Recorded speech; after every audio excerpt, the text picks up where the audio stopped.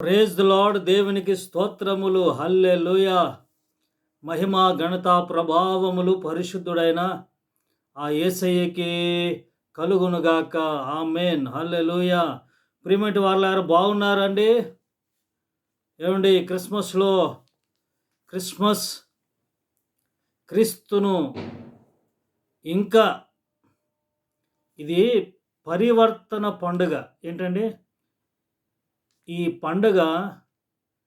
మనము పరివర్తన చెందటానికి ఉపయోగించుకోవాలి.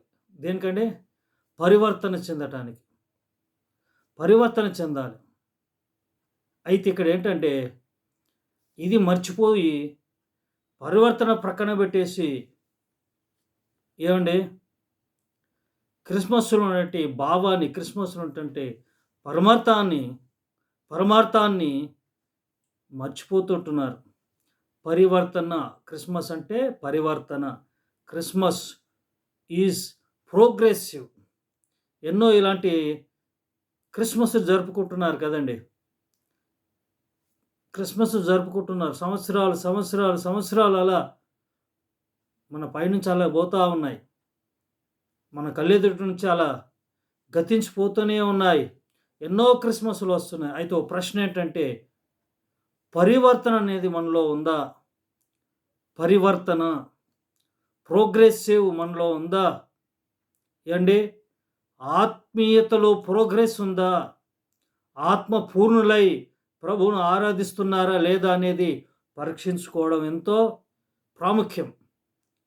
చూడండి, మనము ఇలాంటి పండుగలు జరుపుకోవాలి. ఎందుకంటే యేసుక్రీస్తు ఈ లోకానికి రావడమే గొప్ప పండుగ. తన ఏకైక కుమారుణ్ణి మనకి ఇవ్వడమే గొప్ప యోగం. ఇందులో త్యాగము, ఇందులో పెద్ద గొప్ప అనుభవము ఉండాలండి. ప్రతి ఒక్కరికి అనుభవం ఉండాలి.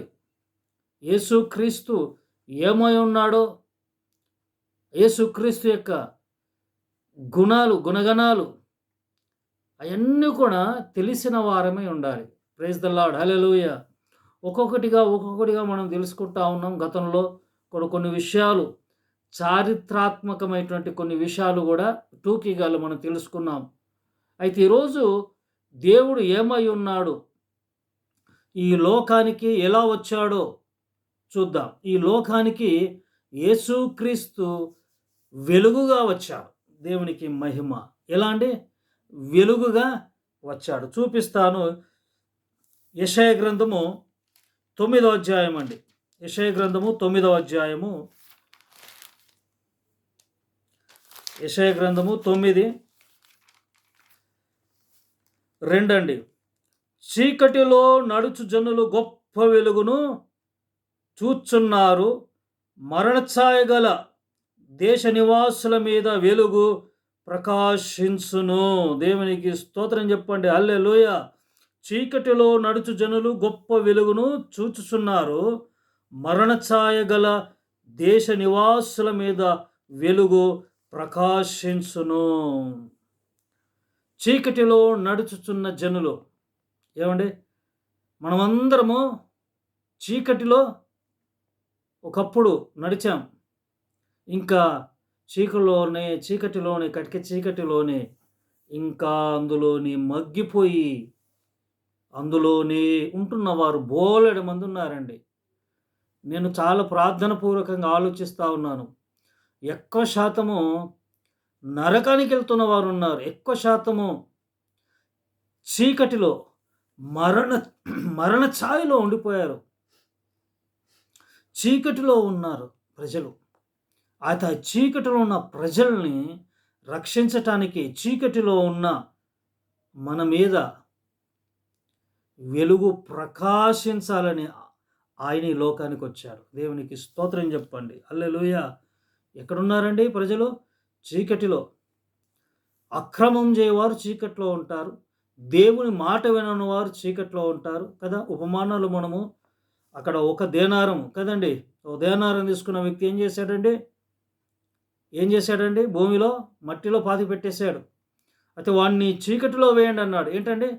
చీకటిలో వేయమన్నాడు. అంటే చీకటిలో వేయమనటానికి కారణం ఆయన చేసిన తప్పిదం ఏంటంటే మాట వినకపోవడము, అవిధేయత. ఏమండి చీకటి అంటే దీనికి సాదృశ్యం అండి. అవిధేయతకు, మాట వినకపోవటానికి సాదృశ్యము చీకటి జీవితం అంటే. చీకటి అంటే చీకటి మరణ చూడండి ఎక్కడంట ఆ మరణ ఛాయగల దేశ నివాసుల మీద ఏంటంటే మరణ ఛాయగల స్థితిలో, మరణ ఛాయగల పరిస్థితుల్లో ఉన్నారు ప్రజలందరూ. చీకటిలో ఉండిపోయారు. చీకటిలో ఉన్నటువంటి ఈ ప్రజల మీద వెలుగు ప్రకాశించాలి. వెలుగు ప్రకాశించాలి. అయితే వెలుగులు 2 రకాలు. ఒకటి నిజమైన వెలుగు, ఇంకొకటి చెప్పాలి. ఇంకోటి ఏంటంటే డూప్లికేట్ వెలుగు. ఒకటి నిజమైన వెలుగు, ఒకటి వెలుగు కాని వెలుగు. వెలుగులానే ఉంటుంది, వెలుగు కాని వెలుగు. అయితే యేసు ప్రభు వెలుగని దేవుని వాక్యం ఉంటుంది. యోహాను సువార్త 8వ అధ్యాయము 12 చదువుతానండి. యోహాను సువార్త 8వ అధ్యాయము 12 అండి. 8:12లో ఇలా ఉంది చూడండి. మరలా యేసు, నేను లోకమునకు వెలుగును. హల్లెలూయా. నేను లోకమునకు వెలుగును. నన్ను వెంబడించువాడు చీకటిలో నడవక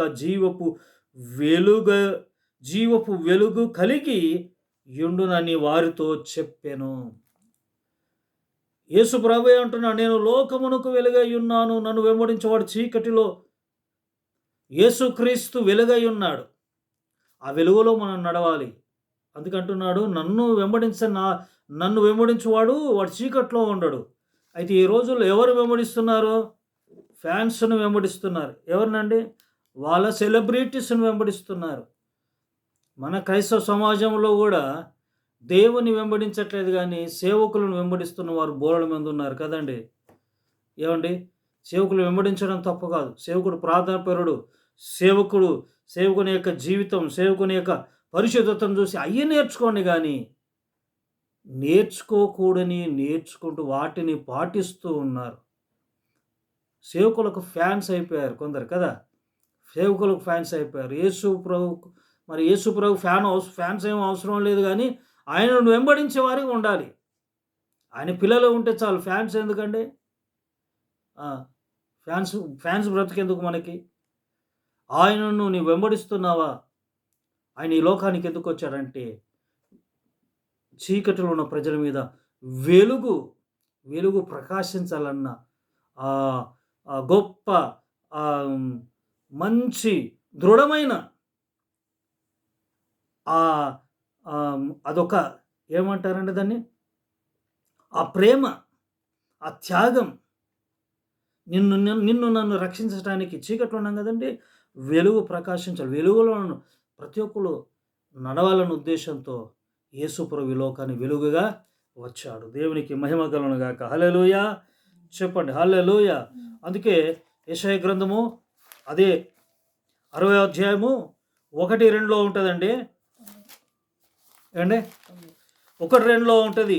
లెమ్ము తేజ రిల్లుము, నీకు వెలుగు వచ్చి ఉన్నది. Praise the lord. హల్లెలూయా. నీకు వెలుగు వచ్చి ఉన్నది. లెమ్ము తేజరిల్లుము, యెహోవా మహిమ నీ మీద ఉదయించును.